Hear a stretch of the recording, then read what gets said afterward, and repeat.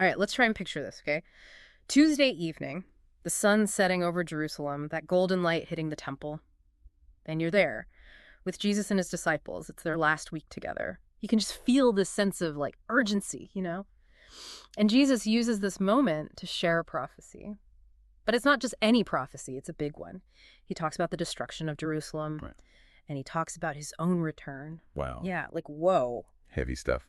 It's a lot to unpack because on the one hand, you've got this impending doom, right? This like the world as you know it is going to be completely overturned. But then on the other hand, you have this incredible promise of a comeback, this promise of hope. So it's like this weird mix of emotions probably going on. I can only imagine. Yeah. So today we're taking a deep dive into this prophecy, and we're going to be looking at how it's described in the Urantia book because, I mean, it goes deep. It does. It does. So no way to sugarcoat it. Jesus lays it out there. He tells his disciples that Jerusalem, which is, you know, a city full of history, faith, so much happening there, is going to be totally destroyed. And I mean, we're talking like not one stone left on top of another. It's interesting, too, to think about that prophecy. Yeah. Because it wasn't just about like some spiritual thing. It's like you can't forget the historical context. Yeah. I mean, the tension between the Jews and the Romans at that time was like ridiculously high. Oh, for sure. And the Zealots, they were ready to fight, ready for a rebellion. It was a really volatile situation. Okay. So Jesus' warning, it wasn't just about like some kind of divine judgment or whatever. It was rooted in what was actually happening at the time. You know, it was connected to this very real, very intense geopolitical reality. Totally. And it's so easy to forget that. Like we read it now and we think, oh, prophecy.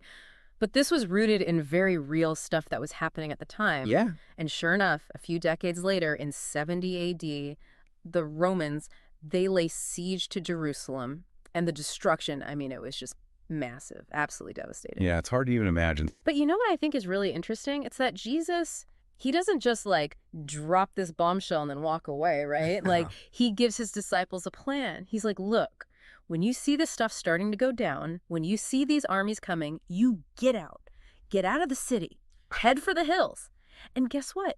That's exactly what the early Christians did. Wow, really? Yeah, they fled to Pella. It's across the Jordan River, and they actually managed to escape all that chaos. That's amazing. Right. I just think that's like, it's such an important detail. Because it really shows his compassion, you know, his concern for his followers. He's not just delivering this message and that's it. He's looking out for them. Absolutely. He's like, I'm giving you this information for a reason. Exactly. So you can do something about it. Right, right. It's not theoretical. But there's this other part to it, too. And this is what I think is super fascinating. Because even though they had these warnings, right, many people, they just couldn't separate the destruction of Jerusalem from all these ideas they had about the Messiah. Right, because they thought he was going to be like a warrior king. Exactly. Yeah. They were so focused on this image of a powerful, you know, king who's going to come in and restore Israel and all this, that they like held on to that narrative even as everything was literally falling apart around them. It's like they couldn't see past their expectations. You know, it's so human, right? Totally. We do it all the time. We get these ideas in our head. And even when like everything's pointing to something else, some other reality, we're still like, no.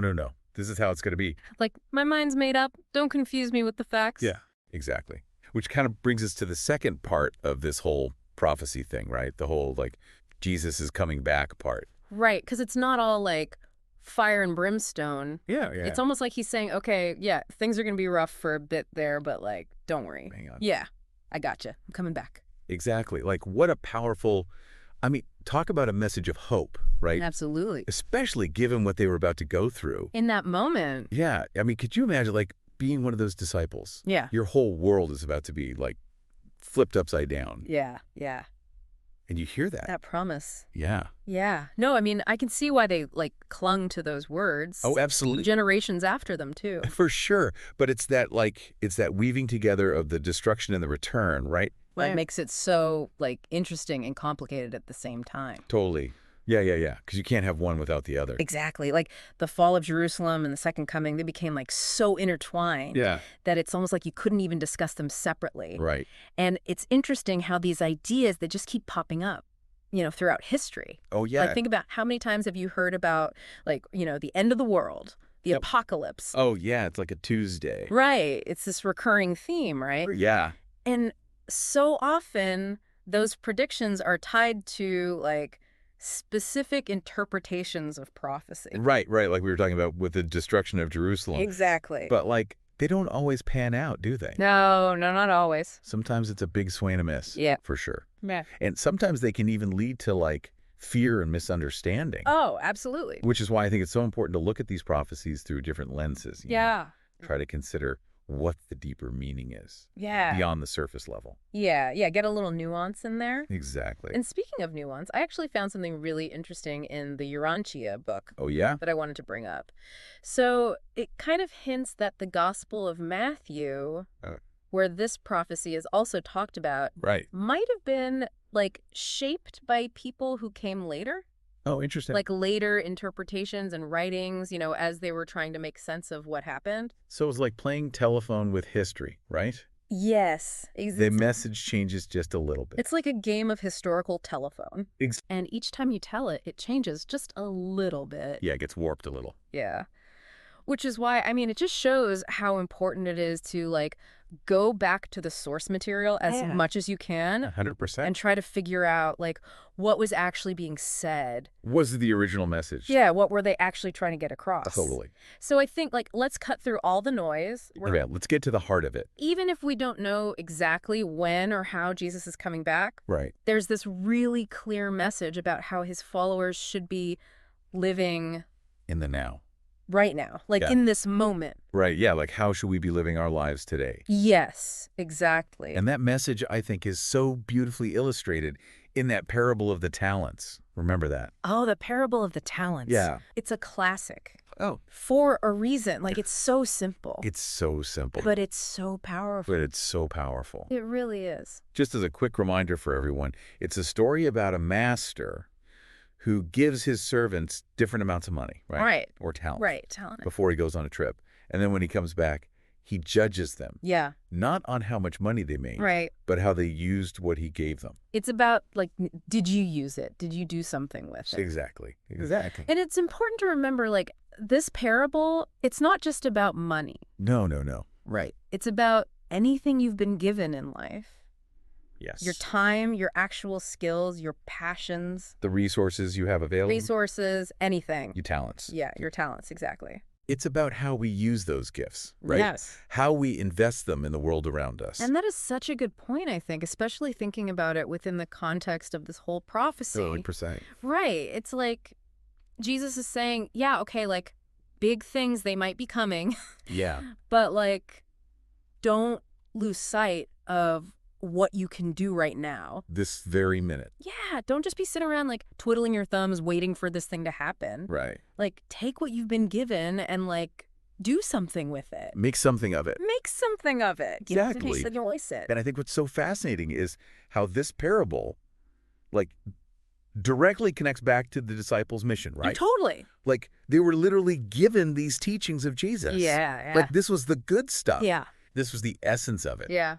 And their job wasn't to, like, keep it in a box somewhere. Right. Guarded, you know. Right. Or, like, put it up on a shelf and be like, nobody touch this. Yeah, like, this is the original. We can't change a thing. Right.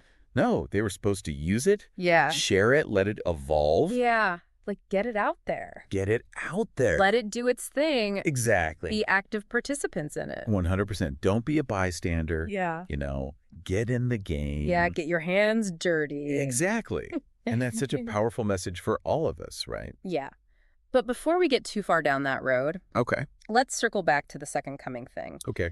Because according to the Urantia book, we straight up don't know when or how it's going to happen. Straight up, we don't know. And that's kind of a big deal, isn't it? It is. It's huge. Because if we're so busy trying to figure out exactly when this is going to happen, like down to the minute, you know? Right. Setting our watches by it. Yeah.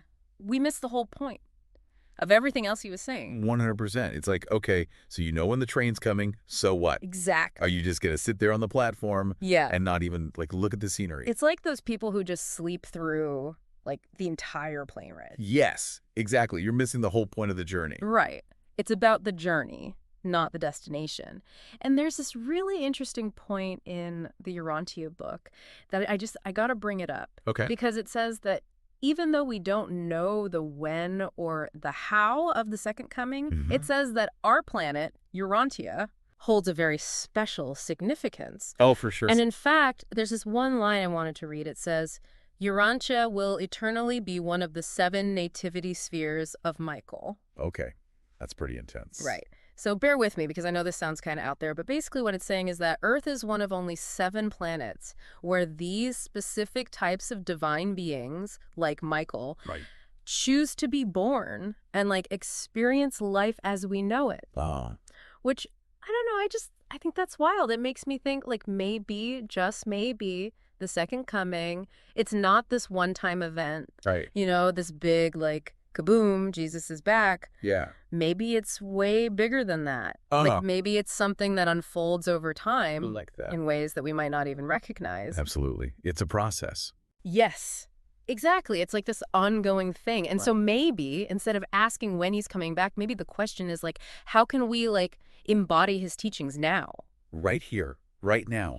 What can we do today, tomorrow, to actually live that message, the message of love, compassion, service, all of that? Totally. Because it's not about waiting for something to happen to us. Exactly. It's about what we're doing. It's about actively creating it. Yes. We're not passive bystanders. No. We're participants. We're in it. We're creating it. Which makes you think about that parable of the talents in a whole new way, right? Oh, yeah. Right Because it's not just about what you do with what you've been given, Right. but it's also how you're living your life every day. Yeah. Are you investing your time and energy in things that actually matter? Exactly. Are you just going through the motions? Right. Or are you really living with intention? Yes.